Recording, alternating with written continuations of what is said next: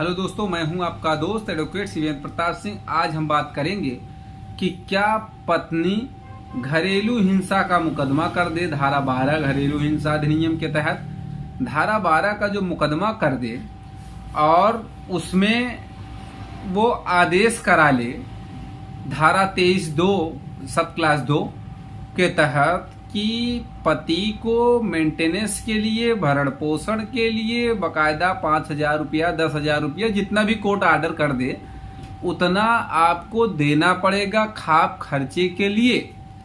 तो क्या पति को तत्काल उस ऑर्डर का पालन करते हुए 5,000 या 10,000 जितना भी कोर्ट ने ऑर्डर किया है उसको देना चाहिए, या कुछ रुकना चाहिए, या उसे खारिज करा लेना चाहिए? और खारिज होगा कैसे?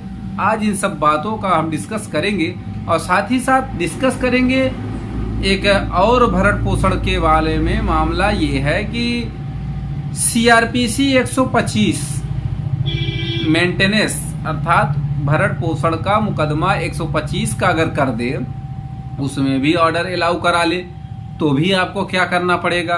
अक्सर देखा जाता है कि दोनों में से एक में किसी न किसी में जरूर ऑर्डर हो जाता है और बहुत आसानी से ऑर्डर हो जाता है कि इतना मंथली इनको दीजिए, मुकदमा आप ही के पैसे से लड़की लड़ना स्टार्ट कर देती है।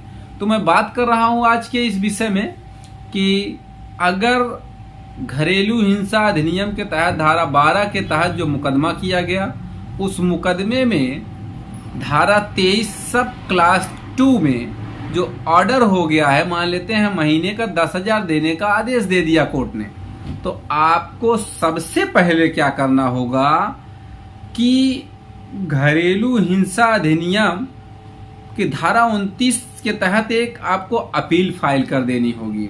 वो अपील डिस्ट्रिक्ट जज के यहाँ अर्थात जिला एवं सत्र न्यायाधीश के यहाँ घरेलू हिंसा अपील दर्ज करिए। कहाँ?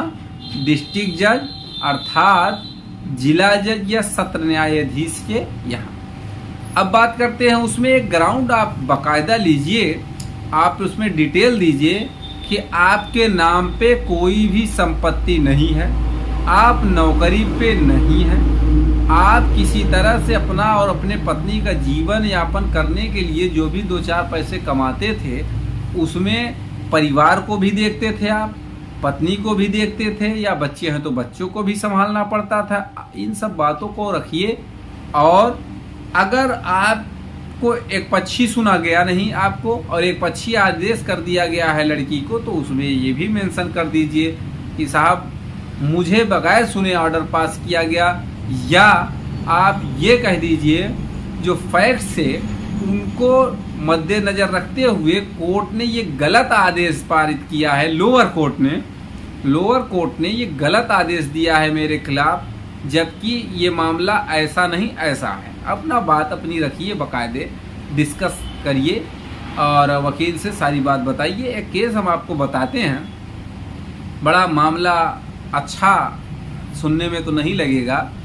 एक केस है भाई, मैं उसके बारे में कहूँगा नहीं कि नाम पता ये सब का उजागर नहीं किया जा सकता किसी की। तो अब समझिए उसमें मामले में क्या था। पति बाहर रह रहा था और पति के बाहर रहते ही पत्नी जो थी वो क्या करी, वो किसी के साथ भाग गई।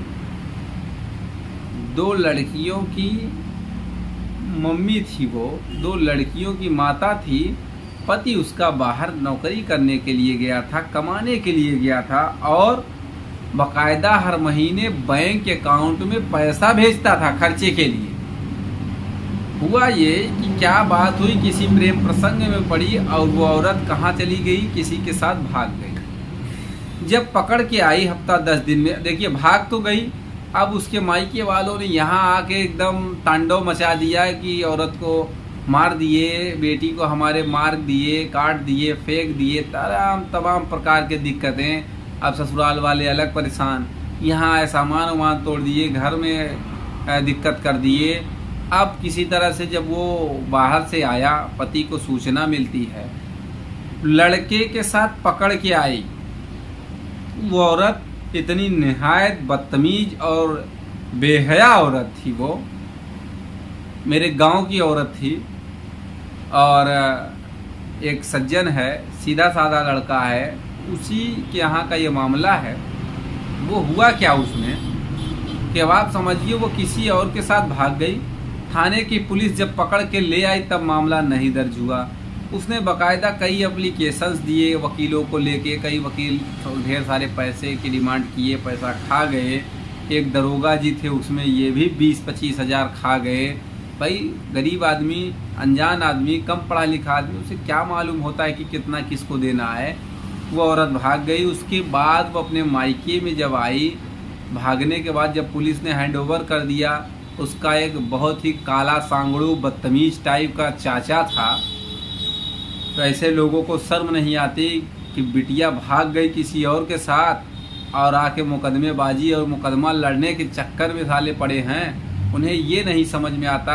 ऐसे हरामखोरों को मैं तो कहूँगा, हमारी ये कहिए कि मुझे इन सब लैंग्वेजेस का यूज नहीं करना चाहिए, ऐसे शब्दों का नहीं यूज करना चाहिए।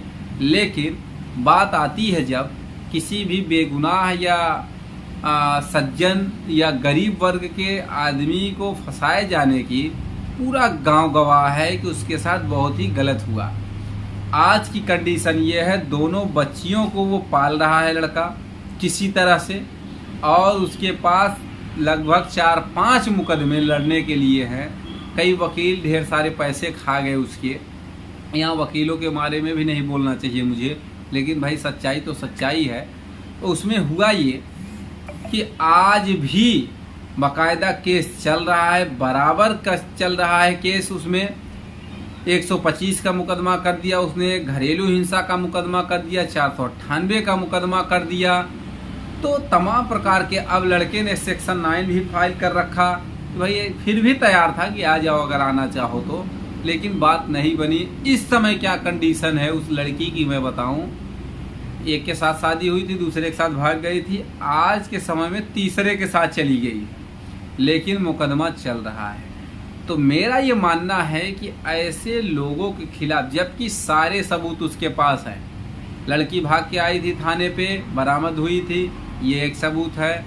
कोल्हापुर से या जहाँ भी वो रह रहा था बाहर, वहाँ से पैसा भेजता था, ये भी सबूत है। दहेज जैसी कोई बात नहीं है, ये भी सबूत है। हर जगह पे एप्लीकेशन अधिकारियों को दिया था, कोई सुनवाई नहीं, ये भी सबूत है। उसने अपील फाइल कर रखी है, अब अपील हो सकता है खारिज हो जाए।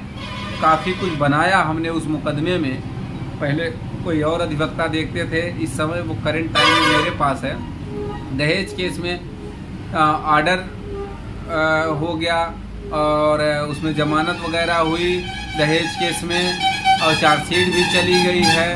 अब दहेज वाले 498 वाले मामले में क्या है, उसमें भी उस केस पेंडिंग है।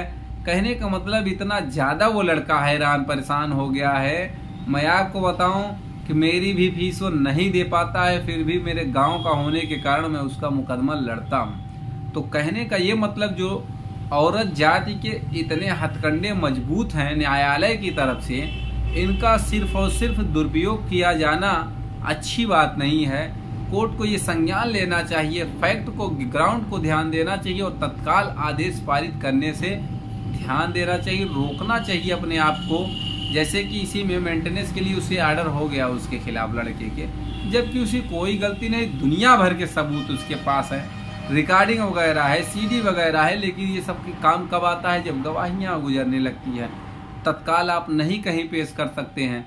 तो उम्मीद करता हूँ, आशा करता हूँ आज की यह जानकारी आपको पसंद आई। अगर जानकारी पसंद आई तो वीडियो को लाइक करिए, शेयर करिए। यूट्यूब चैनल SP 72 कानून को जरूर सब्सक्राइब करिए। हम आप तक इसी तरह से रोचक तथ्यों की जानकारी, कानून की कठिन शब्दों की जानकारी एकदम सहज भाषा में, सरल भाषा में लगातार देते रहेंगे।